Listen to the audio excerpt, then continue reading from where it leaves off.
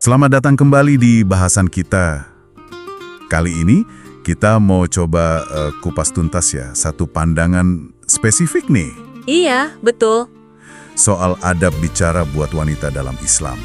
Tapi ini unik nih, katanya bukan soal melembutkan suara, malah sebaliknya. Nah, iya bener banget. Jadi sumber kita kali ini kutipan dari ceramah Habib Soleh bin Ahmad Al-Aidrus. Ya. Beliau merujuknya ke kitab namanya Al-Basit. Al-Basit ya?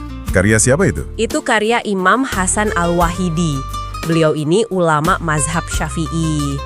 Nah, fokusnya ini ke konsep yang ya mungkin jarang banget kita dengar dibahas umum gitu. Oh ya, konsep apa tuh? Saya jadi penasaran sama kata sebaliknya tadi. Jadi istilah kuncinya tuh taklid al-saut. Apa tadi? Taklid al-saut. Artinya itu semacam mengeraskan atau menebalkan, memberatkan suara gitulah. Mengeraskan suara. Iya. Anjuran ini, ya menurut sumber ini ya, itu berlaku pas perempuan ngobrol sama laki-laki ajnabi. Ajnabi. Oh, itu maksudnya pria yang bukan mahram gitu ya? Yang secara hukum boleh dinikahi. Tepat sekali. Laki-laki yang nggak ada hubungan darah dekat atau hubungan persusuan yang bikin haram nikah. Jadi ya pas ngomong sama mereka, anjurannya bukan dilembut-lembutin suaranya, tapi justru dibikin lebih tegas, lebih ya berat gitu. Itu beneran kedengeran beda ya dari anggapan umum biasanya. Terus alasannya apa nih dibalik anjuran menebalkan suara ini? Menurut penjelasan Habib Soleh gimana? Tujuannya itu lebih ke preventif, Mas. Jadi buat perlindungan gitu. Dijelaskan kalau ini tuh biar menjauhkan si wanita dari tamak. Tamak? Maksudnya? Tamak itu kayak ya keinginan kuat atau syahwat gitu dari pihak laki-laki ajnabinya. Jadi ada kekhawatiran kalau suara yang terlalu merdu atau sengaja dilembutin itu malah bisa memicu ya perhatian yang gak diinginkan atau niat buruk gitu. Oh, oke. Jadi kayak semacam pagar suara gitu ya, buat jaga kehormatan, hindari fitnah. Bisa dibilang gitu, ya. Sumber ini malah sampai ngaitinnya sama potensi terjadinya riba. Nah, tapi ini perlu dicatat nih ya. Oke.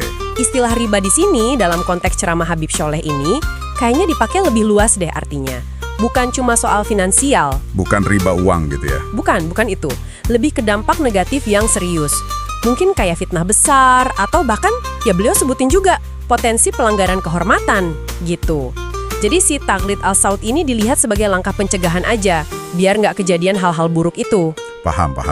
Jadi penggunaan kata riba di situ spesifik banget ya konteksnya di ceramah itu. Oke, balik lagi ke ajnabi. Siapa aja sih yang masuk kategori ini? Ya pasti pria asing di luar keluarga kan? Tapi ada penekanan khusus nggak?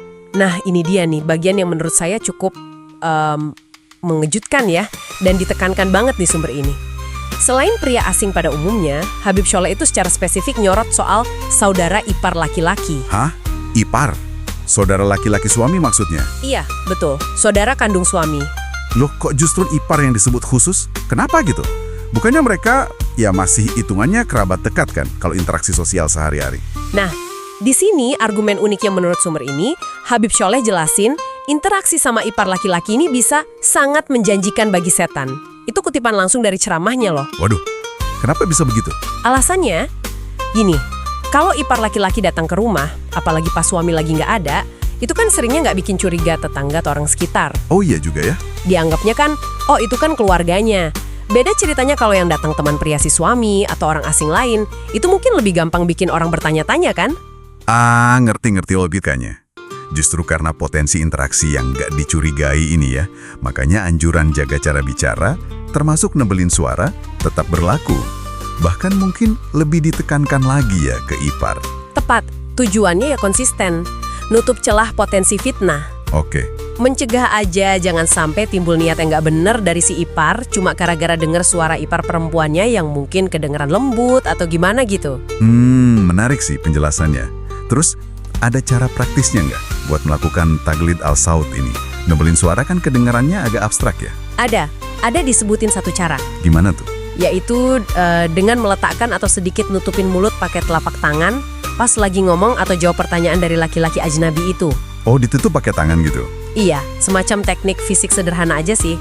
Mungkin buat bantu ngubah resonansi suara kali ya, biar nggak kedengeran terlalu halus atau narik perhatian yang nggak diinginkan gitu. Oke. Jadi jelas ya sekarang. Pandangan yang disajikan di sumber Anda ini, yang ngacunya ke kitab Al-Basit lewat Habib Soleh Al-Aidrus, itu intinya menganjurkan wanita buat menebalkan suara, taglid al-saut, pas interaksi sama pria non-mahram. Betul. Dan ada penekanan khusus buat ipar laki-laki. Tujuannya sebagai mekanisme perlindungan diri dari potensi fitnah. Benar sekali. Ini nunjukin satu perspektif spesifik ya, dari Khozanah Fikih Syafiji, soal etika interaksi sosial antar lawan jenis. Fokusnya jelas banget ke upaya preventif, jaga kehormatan wanita lewat pengaturan aspek verbal, yaitu suara. Ya. Ini tentu ngasih Anda, para pendengar, sebuah wawasan ya tentang salah satu interpretasi ajaran Islam terkait interaksi sosial. Nah, mungkin sebagai bahan renungan penutup nih ya. Silahkan. Kalau kita ingat niat utama di balik anjuran ini kan pencegahannya. Pencegahan potensi keburukan dan jaga kehormatan.